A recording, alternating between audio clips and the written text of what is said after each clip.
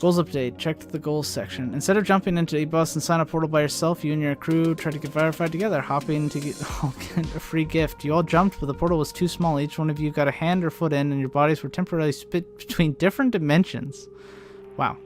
Invalid verification attempt. Your accounts are locked for 1 galactic business days or 1,000 Earth days, an alien voice said. The portal flickered shut. A collective groan filled the shuttle. The promise of a free gift was tempting, but now all you have to show for is your lingering disappointment. You're still injured, remain weak. Baby keeps asking for food. Got that. You're not really complaining, but I know you're hungry, Captain. Alright. What do we got? We may need soup. We can rebuild the mask. Captain, transmission received while you were asleep. I took the liberty of decoding the message for you. What I found were geographical coordinates leading to the place not far from here. Oh, the message also mentioned you should bring a shock puppet with you. It doesn't say why. Will you answer the call? Okay, sure. Is everyone just hungry? Yes. Ooh. Good. Accidentally clicked off. So we're using a health kit on us.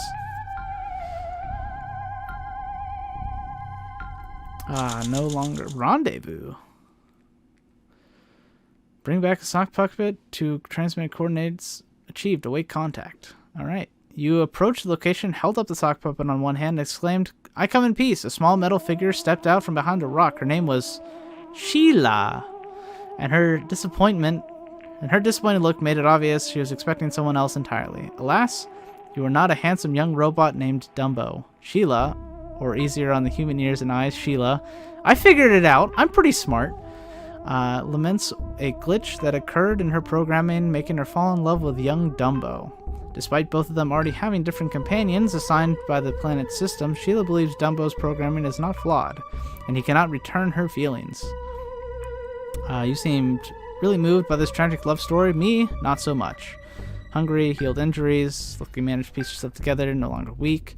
Starving, okay. So we got a few people.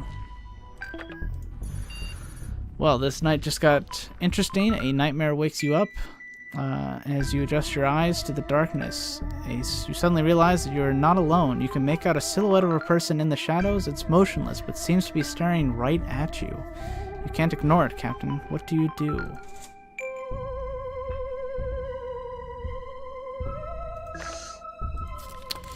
Alright. Food.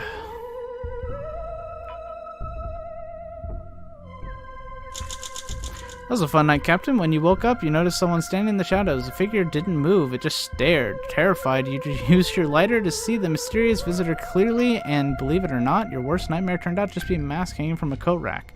You really spooked. Quite funny, really. I'm sure that you'll laugh about it tomorrow. Here, I'll start now. Ha. Very mentally stable. Starving. Okay. We need some more soup. Captain, I'm detecting a humanoid figure approaching. Its robot jittering along towards us is evidently blind. It walked right up to shuttle now and is clanging the hall repeatedly. A pitiful thing seems to be malfunctioning. Leave it here in its mind-numb fate or attempt to communicate with it. Oh yeah, we used our communicator to fix this up. But apparently it doesn't act as a communicator still. Alright.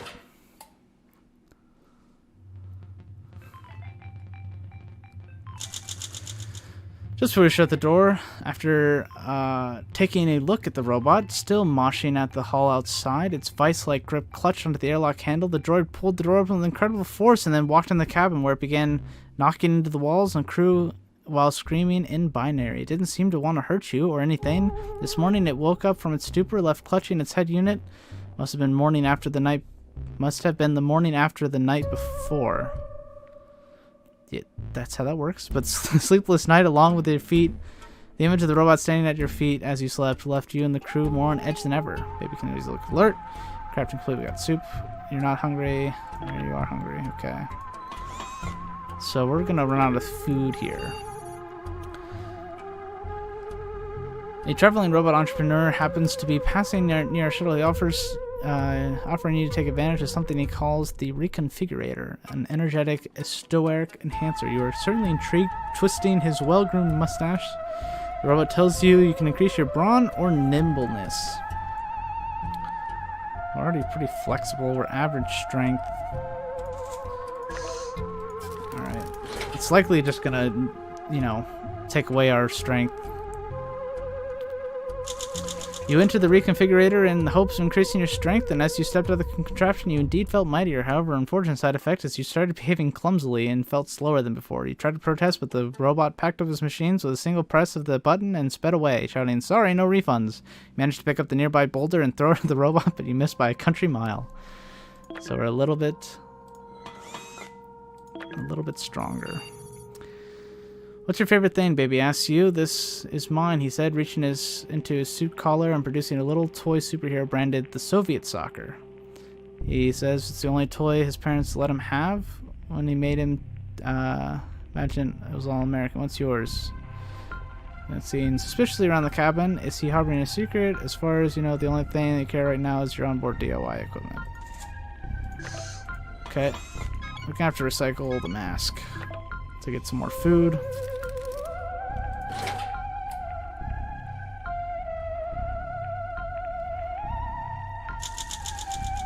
After Baby Bronco asked to give him something, he pointed to the duct tape. "Let's see," he said. Roll tenderly, boyish grin. He lifted up the chair's cushion and revealed some components. He's been sitting on these for a while. He got to work for a few hours plugging things together methodically, and then handed you a brand new upgraded tape roll. "You're still hungry, Captain?" Starving and starving. Okay, we need to make some soup. So we have an upgraded tape roll. Alright. Oh, this is the average. Fit or flexible. Seeing as humans are slaves to emotions, I do understand why Sheila came back to get your advice on her romantic conquest. Is there a way to make a different robot love her unconditionally? Or is it possible to get rid of her defective feelings module altogether? Now's the time to reconnect with your basic human instincts. What do you feel is the best approach to successfully resolving Sheila's situation? You could, I guess, brute force it. Let's go with that. Starving and starving.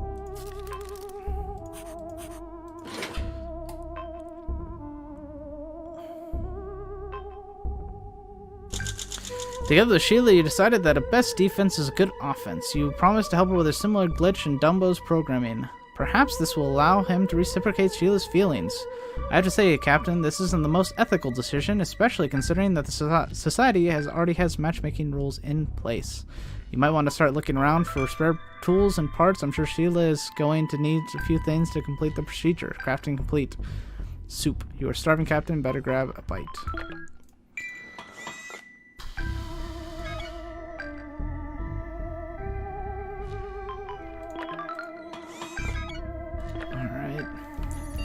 Somebody dropped off a package at your doorstep during the night. The note says, "Please enjoy this organic junk, humans. We got it in crappy trade deal centuries ago. Maybe you can find a use for this." Inside a bunch of old dried up alien herbs, definitely useless to these automatons. I'm unable to identify the plant or the chemical composition. What are you going to do with it? Heat it up?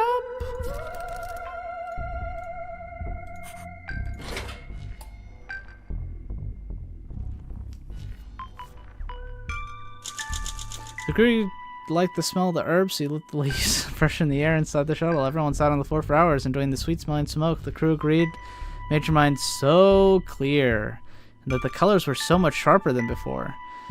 Did you get enough sleep last night, after citizens? Your eyes are a bit red. Tom keeps asking for soup. You're getting quite hungry, Captain. Yeah, we are coming to an end here.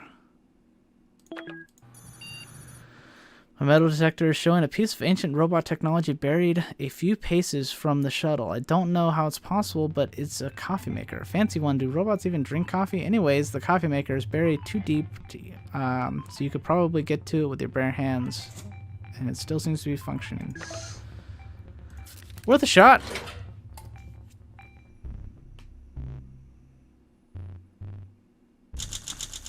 You and the other crew members dug up the fancy coffee maker and discovered it was still full of beans and genetically engineered to meet robot states, meaning the longest lasting and best tasting in the universe. They were still good.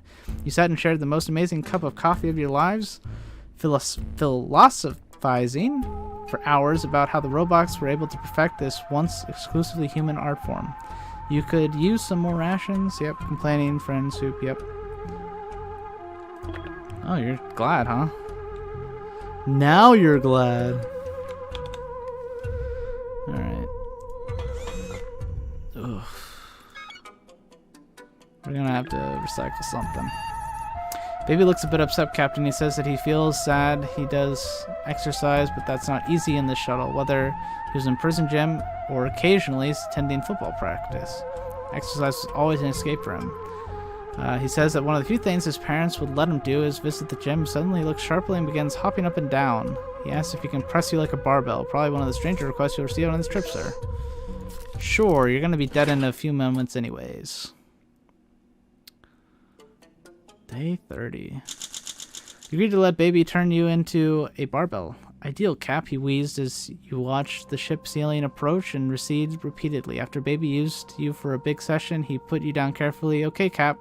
Apparently, you could feel you shaking with stress and anxiety. He pulled a sock out from his suit's inner lining. I had despair in my bunk in the station, he said. Made the puppet with it. He passed you and the puppet with a grin. You could use some more rations, remain loyal, starving, starving. Okay, Sheila, the troubled robot, is currently trying to gather some mechanical parts and tools. Shopping malfunction, fell robot. She's been to awaken level then. Do you have anything you could use? A gun? Sure, a gun.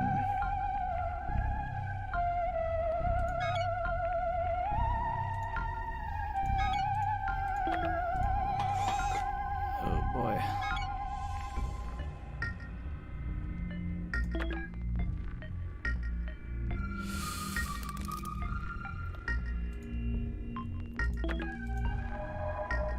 Oh boy.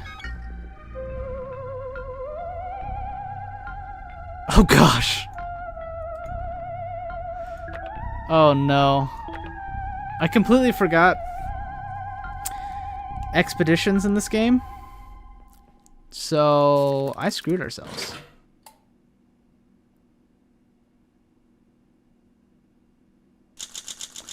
Gather some tools for the procedure. Check goals and interesting choice, Captain. The gun contains a lot of useful components. Sheila could take it apart and reuse the existing parts in Dumbo's internal mechanisms.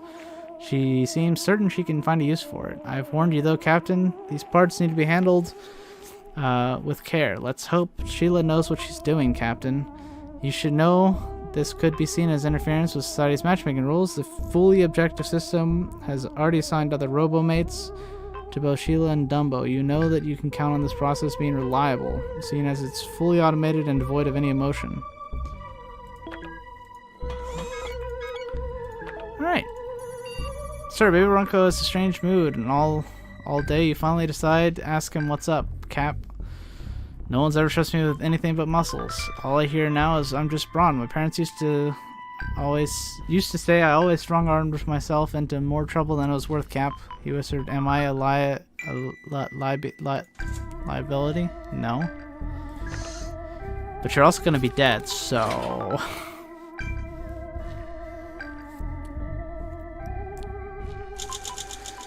When Baby was having a crisis of purpose, you reassured him that he's not a liability. You said, well, his brawn is useful. His good nature, keenness are what make him a team favorite. Very tactful, Captain. Baby's eyes welled up. You're the closest thing I've ever had to a dad, Cap, he said. Mine didn't do much for me. The only reason I'm here is Mama and Papa Bronco gave me up to the cops. They left me in jail, said I wasn't even theirs. Oh my gosh. You both got a bit emotional, and Bronco laid his massive head on your shoulder, and you don't remember feeling this protective of anyone ever. You still feel hungry as a wolf. Eat something before it's too late. Starving, starving. Look starved. Feelings for you. Love is in the air. Oh my goodness. He's my soulmate. And he's going to die. There's nothing to report, Captain. I suggest you, Captain, mind covering your mouth with a yawn. Wait, could this be born? Yes. Excitement in the lives. Function properly. How curious. Captain, you're sitting in the state of art, drifting through some deep cosmos of wonder and mystery. Can you at least pretend like you're having a good time? Oh boy. Oh boy. Yesterday started pretty slow and boring, but you managed to turn it around with a puppet show. The only puppet you had was Sock, and it was more than more of a monodrama than anything else. This was still a very powerful spectacle and preferably the best in this part of the galaxy. You feel proud, don't you? In fact, the show was so intense that the sock is now unusable. Just another sacrifice in the name of art. Oh boy. Everyone is starving. Something seems troubling you, Captain. I've registered and keep staring out the window into the endless void. Why? Did you lose something I see? Remembering Earth admitted it was nice before the nuclear barbecue. That was. Switch up a second. Alright. Well.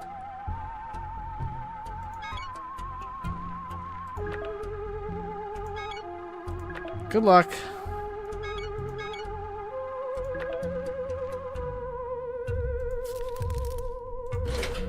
Baby's gonna die. I completely forgot about the explorations and we're out of food already. That's right, Captain. Your emotions is in check and develop unhealthy coping mechanisms. You should keep your standing. Why sulk by yourself when you can share all the grim topics with your crewmate? Isn't complaining one of the human pastimes of you humans? Baby left to gather some information surrounding the tourism system. Let's hope you find something more than dusty brochures and tacky souvenirs. Tom looks starved. Looks like Tom went insane. A sock puppet could help. You could create one yourself if you have resources. We do not. We do not. Alright, Captain, it's time. Sheila's gathered some tools, parts, and came over to the ship with a final request to make her perform the procedure. We'll finally make Dumbo love her back. She has executed an emergency deactivation of her future lover. Brought him to you. It's necessary and extreme and necessary procedure. She claims it's what Dumbo would have wanted. She's putting his life in your able hands. This requires some intense work. I'm up for the task. Oh please, oh please, oh please, oh please, oh please, be a win state. Well, Captain, you kept your hands steady and did your part of the job, but are you sure this is the best idea? Sheila ended up repurposing the gun and sticking some dangerous bits in some very important places while nobody was looking. It's hard to predict what the consequences might be. At least Dumbo is still alive, and Sheila said she would make sure he gets home safe. Only time will tell if it's worked or not. I'm hungry, insane, starved, poor health. Baby has not yet returned. Captain, I found something interesting on the surface of the planet. It seems like someone has passed their time by playing a supersized version of Tic-Tac-Toe, but never completed this particular game. The game pieces consist of minerals that we could use. Now, I'm not one for ruining someone else's fun, but I think the winner is clear by looking at this board, and they should mind if we mess with their O's and X's. Liberty of gathering resources and using them. Yes, please. We need resources. This is going to end up poorly.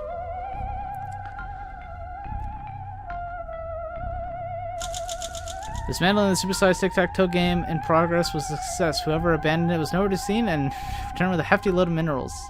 Yes, but there's a bit hard to carry over the ship being ginormous and all, and you performed splendidly. That'll teach them to leave their toys lying on the floor or planet's surface. In this case, I'm sure nobody will mind. You are quite alert. Tom remains insane. Tom looks starved. You were starving, Captain. Tom kicked the bucket. Cause of death: starvation. Okay. What can we make? Communicator. That seems important. Captain, the weather system has detected a storm on the horizon. It's moving fast, so hopefully pass by tomorrow. But this could get nasty. Thunder, lightning, gale force winds, sharp objects howling at you every which way. I like to keep monitoring the storm's movement through the night, but doing so will require my sensors to run on battery power as it's inadvisable. Okay. Looks like just one day on that.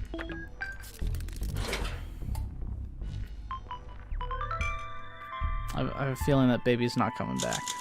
Just wait out the storm rather than run the monitoring system on battery power. The wind shrieked and brutal rain pelted the walls of the shuttle, but that was it. By morning, the weather was calm again. Spent the morning sifting through the washed up junk piles, but it was just a bunch of waterlogged crap. Crafting communicator complete. Okay. We have a communicator and still can't make soup. Like an atomic battery. Detecting a huge surge of energy beneath the surface. Seismic waves. I think there's an earthquake coming. The shuttle is sturdy, but the ground isn't. The soil is high potential to liquefy when the earthquake hits.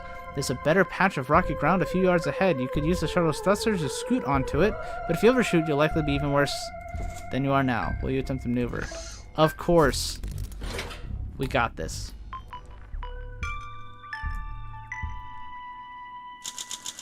Use the shuttle thrusters to scoot onto the patch of ground coming to rest on the edge of the rocky surface moment earthquake hits. For a few nightmare seconds, The shuttle bucked to and fro like a bad atmospheric entry, but you stopped, shaken stop, opened your eyes, and the strangest silence followed. Then you laughed. Baby has returned safely from his trip. Outside, he says he's a bit hungry. When scanning his body, I detect some mental imbalances and a little weakness. Baby was a bit clumsy and fell a few times, rolling some bruises and scratches.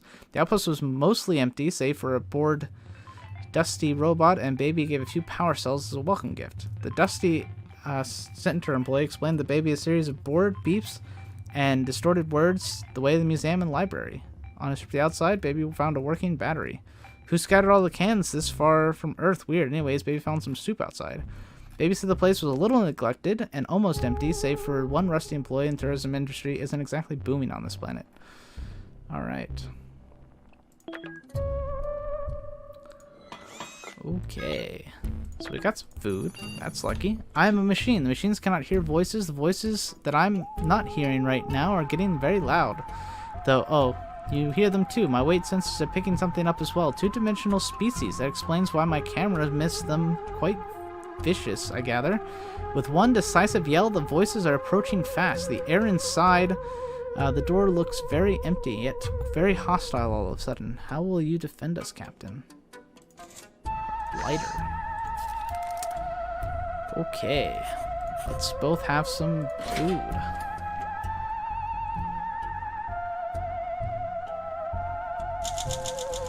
Two-dimensional species invaded the ship. You could see them coming until you turned on a lighter. Suddenly, empty space, you cast a multitude of shadows on everywhere surrounding walls. The invisible to the 3D world most of the time, they could not handle the spotlight bashfully. They slipped out one by one, staring might be impolite, but apparently rudeness wins battles. You both look bolder and stand a little straighter since your victory. Appears to be in poor health, considers you a soulmate, hungry. Alright, weak. We need to get a...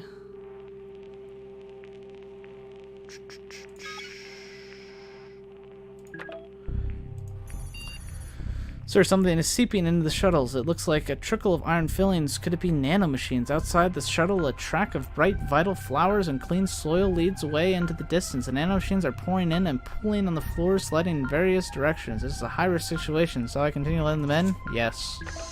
Dude, we're going for Hail Marys at this point.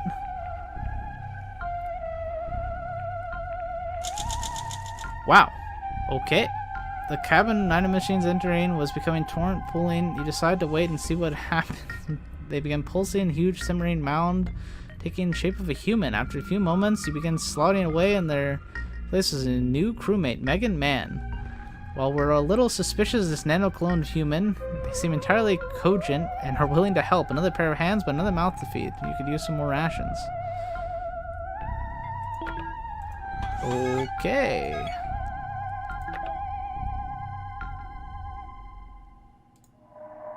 Alright, Megan.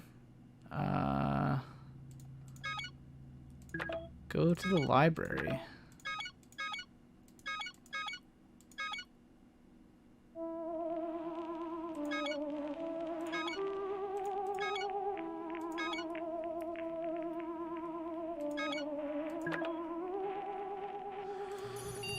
The shuttle's in danger, Captain. We are on the path of the vicious gale of nasty chemical compositions which threatening to sabotage our air filters. They need to be protected, but I lost remote control of micro damage from the winds. They have to be closed manually. Toxic tornado is close enough that it's going to be here without proper equipment would be suicide. If you can do anything, now is the time. I cannot do anything. Okay. I think we died. Not wanting to risk your health is generally a good instinct, Captain, but this time it might have been wrong call. The toxic winds blew through the shuttle and got in our unsecured air filters. The chemical makeup of the winds is such that it could kill most human organisms immediately. The fact you're still standing is a feat in itself, Captain. I really hope it's not just rigor mortis setting in. Blink if you can hear me. Phew, what a relief. I thought you were a goner for a second. Megan left to visit the local library. Perhaps she'll come back richer and more than just supplies. Some feels rather empty, Captain. You were weak. Can you do something about it? You're seriously hurt, sir? Baby perished. We're making a thing. Last night I was browsing through some designs, beautiful machines. Never you mind why. Now pay attention, I found some food dispensing machine on board. All shuttles in the Astro Citizen program were equipped with one. Ours is missing a lever. But apart from that, it seems functional. It's hardly rocket science. You could manage to fix it, but how? But how indeed.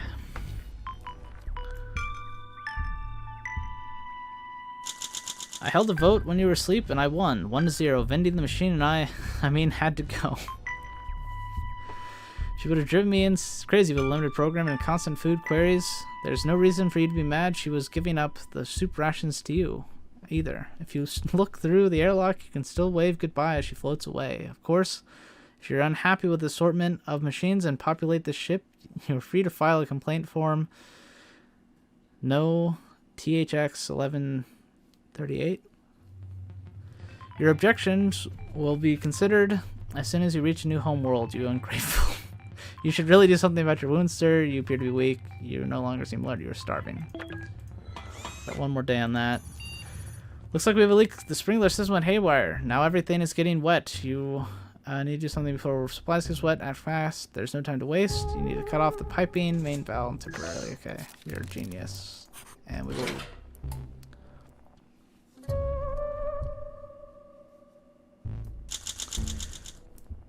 Make 5 successful intelligence attribute decisions. Success, Captain. You're smart enough to disable the sprinkler system as soon as the flooding started. That gave you enough time to fix the sprinklers. I am happy to report that our supplies are safe and the water reserves were not compromised. Hurt is exploring surroundings. Crafting complete. Okay. Get some food ready. We are receiving a signal from deep space. It seems like a pulsar, except its pulse isn't like anything I've ever seen before. Pulsars are neutron stars with extremely fast rotation and emit beams of EM radiation that appear to be intelligent in origins, but this one is intelligent in origin. Do you want to decode the message? Yes. Health kit.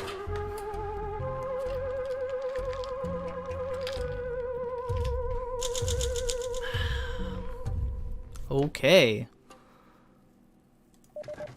You kick the bucket. The story ends. You rush to decode the pulsar message, but the cipher proved to be too complex to solve, and the message suddenly ceased. Oh, no. Was it a countdown? You were hit by a targeted ray of something nasty. You killed over and died of extreme radiation poisoning. It was like getting hit by lightning, but much worse. And in space, an extremely unlikely and extremely awful death. Crafting completed. We do have food, though. We perished. We did survive 44 days. Consumed 22 soups, 2 first aid kits. Didn't use any sock puppets. We did 1 successful expedition and discovered 4 of 12 locations. So yeah. That was not my best run. I completely forgot about exploring the planet. That's my bad. I didn't remember that until everyone was starving. So yeah, if you want me to return to this game eventually, do another run and maybe get a win state instead of a fail state, let me know. A lot of talking.